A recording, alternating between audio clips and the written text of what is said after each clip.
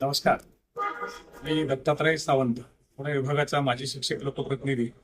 देशपांडे साहेब आणि मी आयुक्त कार्यालयात आलो होतो.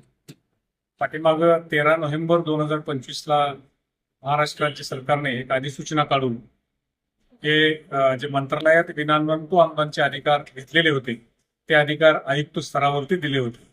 आयुक्त स्तरावरती याची प्रोसेस कशी होणार, कधी होणार आणि यामधून महाराष्ट्रातल्या सर्व विनानंतला असलेल्या बांधवांना अनुदानावर येण्यासाठीची वाट कशी मिळणार, हा मोठा संभ्रमाचा विषय झाला होता. तर पाठीमागील 3 वर्ष झाले यावरती कमी जास्त प्रमाणामध्ये चर्चा होते, पण निर्णय होत नाही आणि मान्यता मिळत नाही. 13 नोव्हेंबर 2025 निघालेल्या अधिसूचनेस अनुसरून आयुक्त कार्यालय शिक्षण यांनी खूप चांगलं काम करून एक सॉफ्टवेअर बनवलं आहे आणि या सॉफ्टवेअरच्या अन्वये माननीय आयुक्तांनी परिपत्रक सुद्धा जारी केलं आहे. खात्रीनं येणाऱ्या 2-3 दिवसामध्ये एक लिंक आपणास मिळणार आहे. त्या लिंकवरती डायरेक्ट आपला प्रस्ताव ऑनलाईन येणार आहे. त्याला मान्यता सुद्धा ऑनलाईनच हेडमास्टरच्या लॉग इनला डायरेक्ट दिली जाणार आहे.